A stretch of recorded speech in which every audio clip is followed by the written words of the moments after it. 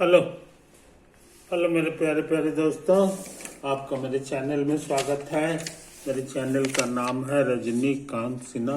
ये यूट्यूब का चैनल है। मेरा अकाउंट नंबर ये है, कैनरा बैंक का है। ईमेल यहाँ लिखा है और मोबाइल ये है ना। तुम्हें 1 लाख रुपया सेंड करना है, वन टाइम पेमेंट। और किस लिए? फिजिक्स पढ़ाऊंगा, केमिस्ट्री पढ़ाऊंगा, मैथ पढ़ाऊंगा और past year questions PYQ solve करूंगा। इस तरह तुम्हारा IIT JEE एडवांस लेवल तक का तैयारी पूरा हो जाएगा। अभी हम क्या करने जा रहे हैं? तब ये हम कॉन्सेप्ट ऑफ फिजिक्स का चैप्टर 3 में काम कर रहे हैं। ऑब्जेक्टिव 1 बना चुके हैं। ऑब्जेक्टिव 2 का कुछ काम करना है। इसके लिए हमको थोड़ा कोनिक सेक्शन चाहिए, तो कोनिक सेक्शंस का कुछ वीडियो हमारा अपलोडेड है। आज जो है प्रोग्राम है कुछ और करने का, है कि नहीं? वो क्या है सो समझ लो। वो क्या है सो समझ लो। मान लो ये तुम्हारा सर्किल का इक्वेशन है, +2gx + 2fy + c बराबर 0। ये तुम्हारा सर्किल है।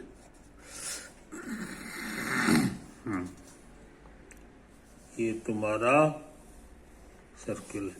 इस पर का एक पॉइंट है x1 y1, समझे? यहीं पर हम टेंजेंट खींच रहे हैं। लाल रंग का टेंजेंट खींचेंगे। ये देखने में कैसा होगा सो समझ लो।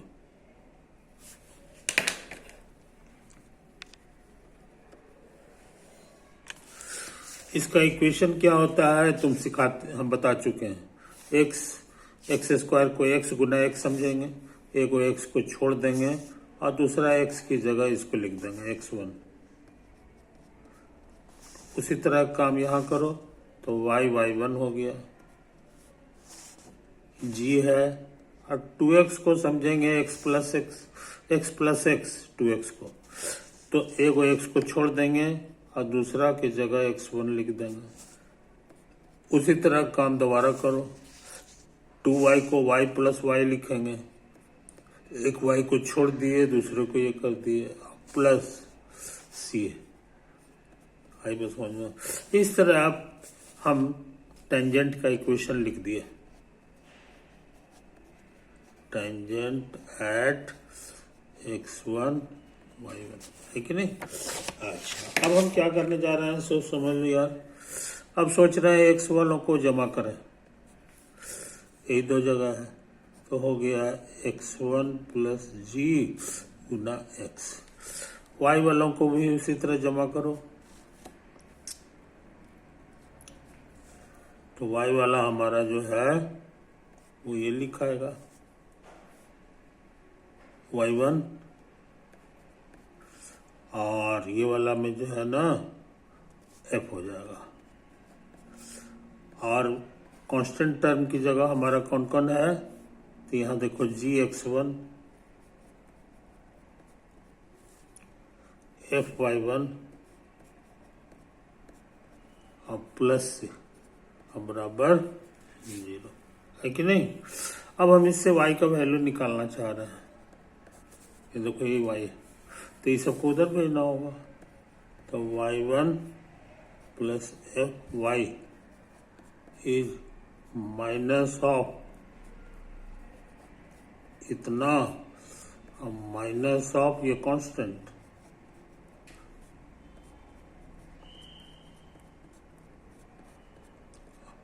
बस अब सोच रहे हैं इससे सबको भाग दे दें, y1 + f से सबको भाग दे दो, तो यहाँ हो जाएगा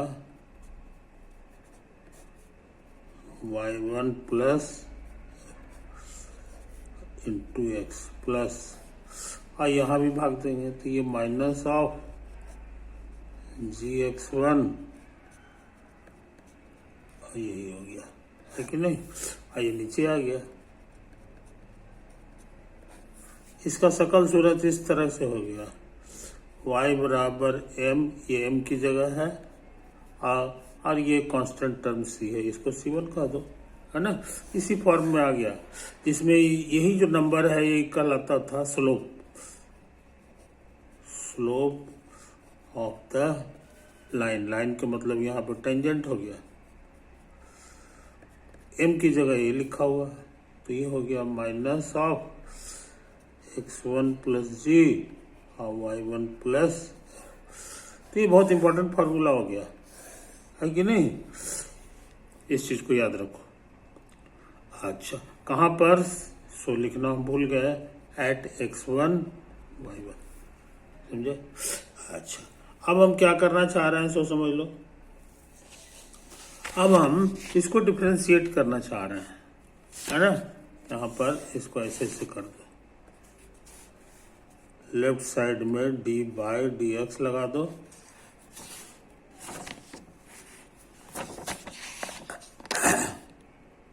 x square plus y square plus 2gx plus 2fy और plus c is equal to, तो इधर भी डी बाई डी एक्स लगाएंगे, डी बाई डी एक्स। यही तो आया, यही आया है, सॉरी जीरो का। ये जीरो कांस्टेंट है, तो कांस्टेंट का डेरिवेटिव जीरो होता है, आई बस समझ में। अच्छा, अब ये प्लस है ना, तो डी बाई डी एक्स सब में सटेगा, d by d x of x square, d by d x of y square. 2g constant है, बाहर आ गया, d by d x of x, 2f बाहर रह जाएगा, और d by d x of y, और यहाँ लिखाएगा d by d x of constant c बराबर 0। इसमें कुछ का आंसर हम लोग को पता है, इसका आंसर होता है 2x। 2 इधर आ गया पावर, एक पावर कम जाता है, तो 2 के बजाय 1 पावर हो गया, है कि नहीं, यही चीज है। ये नियम यहाँ नहीं लग सकता, क्योंकि ये नियम लगाने के लिए दोनों सेम होना जरूरी है, यहाँ डिफरेंट है, इसीलिए इसमें 5वां क्लास का ट्रिक लगा रहे हैं। पहले ये लिखेंगे, तब d y by d x लिखेंगे।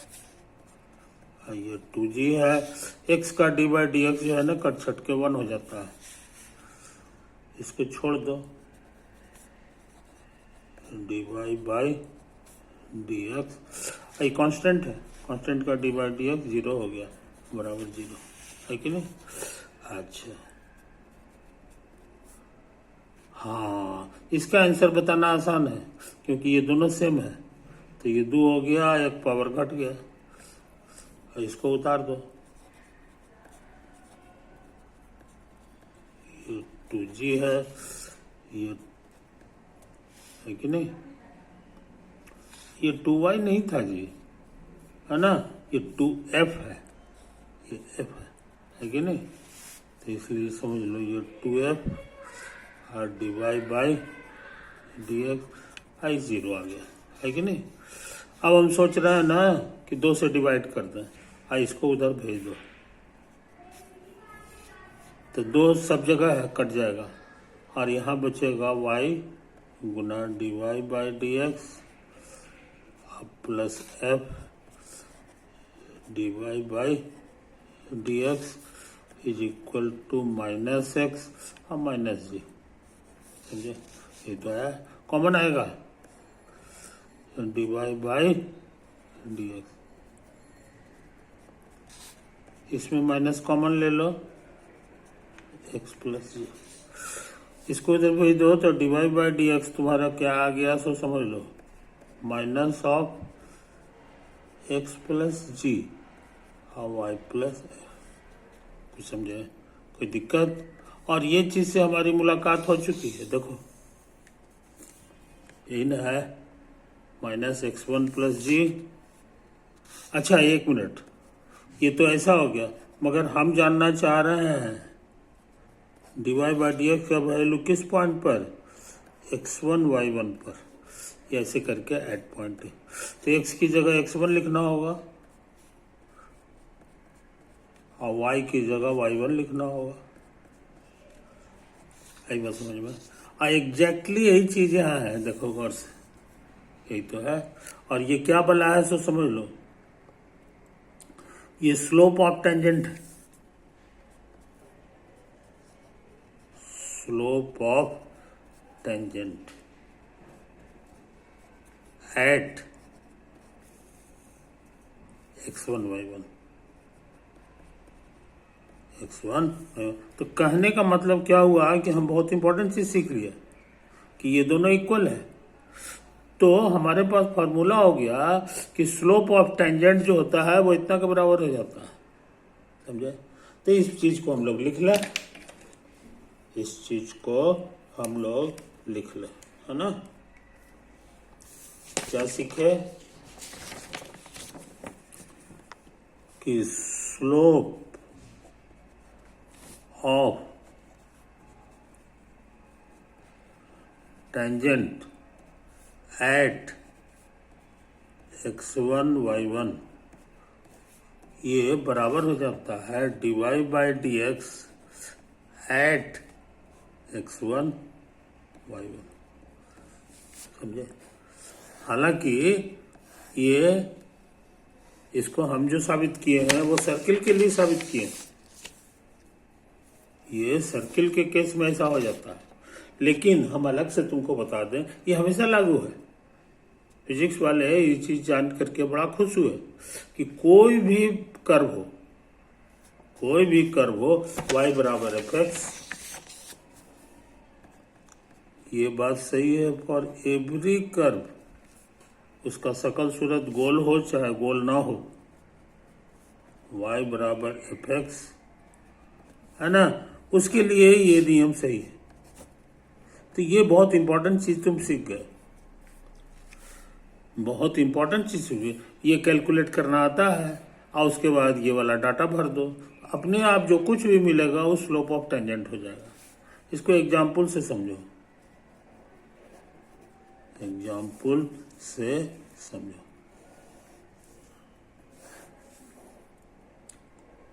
तुमको याद होगा ऐसा फोटो आता है y बराबर रूट एक्स का, है ना? ये ग्राफ हम बना चुके हैं। इसमें एक तो पॉइंट ये 1 1 है, तुम भर के चेक कर सकते हो। x की जगह 1 भरोगे, है ना, तो y भी 1 दे देगा। इसीलिए ये कर्व जो है ये गुजर रहा है यहां से, है कि नहीं? अब हम सोच रहे हैं कि यहां पर एक टेंजेंट खींच दें, यहां पर हम लोग एक टेंजेंट खींच दें, लाल रंग का टेंजेंट खींच देते हैं। आई बस समझ लो, यही तो आया है। अब ये जो टेंजेंट है हम इसका स्लोप जानना चाह रहे हैं, स्लोप। तो कहोगे कि अभी टेंजेंट का स्लोप क्या होता है, ये अभी सीखे। ये देखो यहाँ पे dy बाई डी एक्स निकालो और लास्ट में डाटा भर दो, स्लोप ऑफ टेंजेंट तुमको दे देता है कि नहीं? तो इस थ्योरी के अनुसार ये हो जाएगा dy by d x at x1 y1। x1 y1 की जगह 1 1 लिखा हुआ है, याद रखो, 1 1, है कि नहीं? अब तेजी से काम कर रहे हैं। ये डी बाई डी एक्स हो गया, y क्या है यहां से भर लेंगे, रूट एक्स, रूट एक्स, और ये जो है 1 1 है। याद रहे रूट एक्स का माने x पर आधा पावर 1। पावर का डेरिवेटिव कैसे निकलता है तुमको याद होगा, ये इधर आ जाता है और इस पे एक पावर कम जाता है, समझे? 1 कहोगे 1 बाई 2 हो गया, और ये माइनस आधा पावर हो जाएगा, माइनस को हटाओगे तो नीचे ऐसे हो जाएगा ये, और ये डाटा भर दो। तो ये हो गया 1 बाई 2, और याद रहे आधा पावर माने रूट होता है, 1 अब एक्स की जगह भरेंगे, एक्स की जगह क्या भराएगा, यही वाला वन भरा जाएगा, तो ये हो जाएगा 1/√1। सिंप्लीफाई करोगे तो आधा आंसर आएगा। इसलिए स्लोप ऑफ टेंजेंट, इसका स्लोप जो है आधा है। हम लोग बड़ी मेहनत करके पता लगाए कि ये जो रेड लाइन है इसका स्लोप आधा है, स्लोप बराबर आधा। कैसे हुआ सो अब ये भी तुमको बताया कि तुमको जो थ्योरी सिखाया है उसका इस्तेमाल किए तो निकल गया। ऐसे फोटो से भी क्लियर है, फोटो से भी ये क्लियर। जरा से बढ़िया से देख लो, बढ़िया से देख लो, कहीं हम गलती सलती तो नहीं किए हैं, गलती सलती नहीं किए। ये आधा है कि नहीं, ये आधा है। इसको ना हो तो देख लो यहाँ पे से, ये देखो यहाँ से हम ये कर रहे हैं, तो ये जो है ना, ये दूरी हमारा ऐसे है, यहाँ से यहाँ तक ये 1 है क्योंकि इसका कोऑर्डिनेट इतना है, और ये जो है ना यही स्लोप कहलाता है, यही ऊंचाई। तो सच में देखने में इसका आधा लग रहा है, ये हम थ्योरी से भी निकाले हैं, इसलिए सब कुछ सही है, सब कुछ सही है कि नहीं, ये चीज समझो। यहां से भी क्लियर है, ये जो है ना करीब करीब 1 लग रहा है, और ये ऊपर चढ़ गया है, और ये 1 नहीं है, ये करीब करीब आधा है कि नहीं, इसलिए स्लोप इसका आधा ही है। 1 यूनिट जहां आगे बढ़ोगे ऊपर वाला जो है ठीक उसका आधा हो जाता है। तो थ्योरेटिकली भी जान गए और प्रैक्टिकली भी जान गए, है कि नहीं, ये चीज सुन। तो ये बहुत पावरफुल नियम है, बहुत पावरफुल नियम है। तुम बहुत सा चीज का जो है स्लोप निकाल ले सकते हो, बहुत सा चीज के टेंजेंट का स्लोप निकाल ले सकते हो, एक चीज नोट कर लो। एक और इक्वेशन बहुत इंपॉर्टेंट है, x²/a² प्लस y²/b²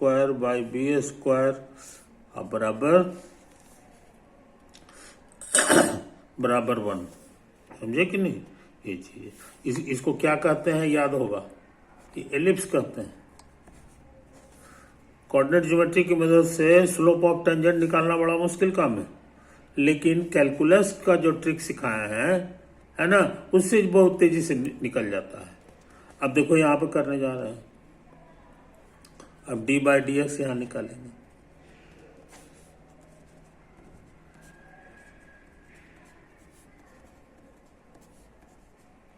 ऐसे कर दिए तो इधर भी d/dx होगा। आई बात समझ में, यहां से आ गया। कांस्टेंट का डेरिवेटिव 0 होता है, प्लस है तो डेरिवेटिव सबके बगल में सटेगा, और ये कांस्टेंट है ये बाहर आ जाएगा, तो 1/a² और d/dx ऑफ x², है ना। इसमें भी 1/b² बाहर आएगा और d/dx ऑफ y²। समझो, ये तो आया है। अच्छा, इसका आंसर होगा 2x,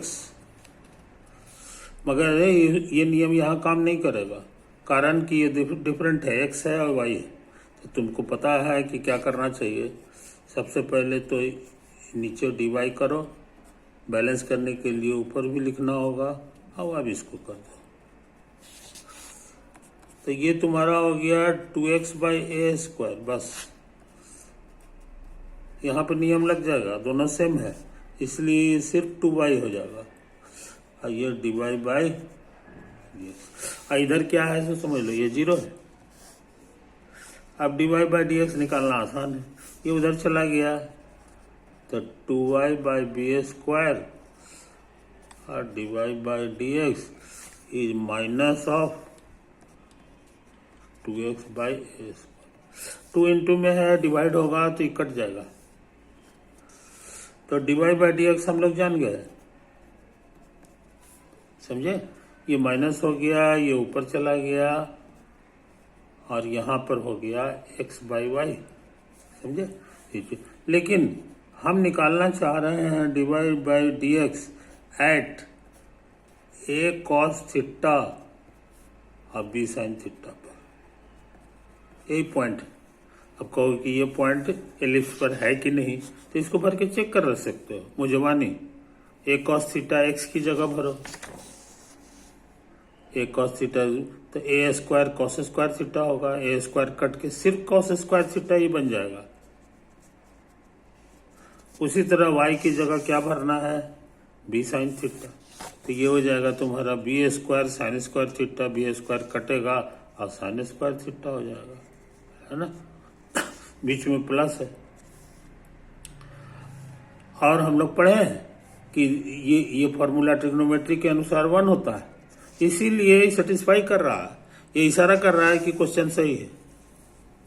अच्छा, इधर क्या होगा सो समझ लो, एक्स माने पहला घर, क्या लिखा हुआ है, ए कॉस थीटा, ये क्या लिखा हुआ वाई की जगह बी साइन थीटा, कटेगा ए से ए स्क्वायर कट गया और उसी तरह बी से बी स्क्वायर कटेगा, तो फाइनल आंसर हो गया minus B by A cos theta by sine theta. Trigonometry कहता है कि इसको कॉट थीटा भी आप कह सकते हो, समझे, तो यही हो गया। अब तुमको पता है इसी का नाम है slope of tangent, so slope of tangent at the point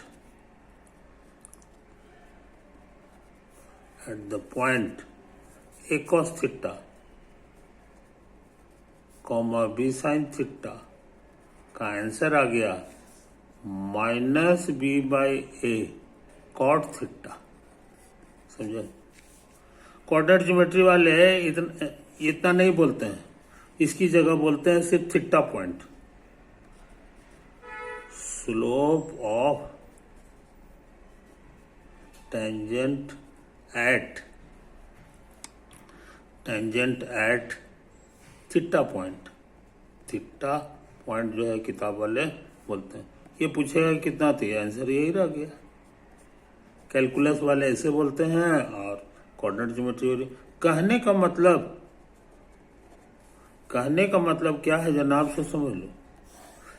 calculus का जो ट्रिक है वो हर कर्व में लागू हो जाता है, कर्व बदलते जाओ ट्रिग्नोमेट्री आंसर तुमको मिलता चला जाएगा। और कोऑर्डिनेट ज्योमेट्री के बजाय जो है कोऑर्डिनेट ज्योमेट्री में काम करोगे तो हर कर्व के लिए तुमको अलग से ताकत लगाना होगा, 2 डिग्री का कर्व, 3 डिग्री का कर्व, तो ये चीज़ है। तो इसीलिए कोऑर्डिनेट ज्योमेट्री इसीलिए आगे नहीं बढ़ पाया। कोऑर्डिनेट ज्योमेट्री बस थोड़ा दूर तक पढ़ाई होता है, पैराबोला, एलिप्स और हाइपरबोला तक, और उसके बाद बंद हो जाता है, उसके बाद उसकी कोई किताब नहीं है। उसका कारण यह है कि उसका जो मेथड है वो काम नहीं करता, बहुत लंबा हो जाता है। अब कैलकुलस का जो मेथड है जो कि न्यूटन साहब का खोजा हुआ है, वो तुमको सब में काम करता है। मेथड एक के को है और वही मेथड लगाते चले जाओ, खाली डेरिवेटिव निकालो, यहाँ लिख दो, पटाख से जो आंसर देगा वो तुमको स्लोप हो गया, है कि नहीं। ये चीज समझ लो, ये चीज समझ लो। अब तुम चाहो तो आसानी से जो है तुम इक्वेशन लिख सकते हो, समझे कि नहीं। यही मान लो तुम्हारा पॉइंट है ए कॉस थीटा और बी साइन थीटा, और यही तुम्हारा है टेंजेंट टू द एलिप्स, समझे कि नहीं। इसका स्लोप क्या होता है ये भी निकाल लियो, टेंजेंट का वो तुम्हारा आया है minus B by A cot theta, minus B by A cot theta, है कि नहीं। अच्छा, इस पे कोई एक आर्बिट्ररी पॉइंट ले लो, एनी पॉइंट। तो एनी पॉइंट को अक्सर हम लोग कुछ नाम दे देते हैं, एक्साई ईटा, है कि नहीं। तो 2 पॉइंट मालूम है तो इसका स्लोप क्या होगा ये बताना आसान है। कहोगे second minus b sine theta, और उसके बाद यहाँ फर्स्ट माइनस फर्स्ट, एक्साई माइनस ए कॉस थीटा, ये कॉस थीटा।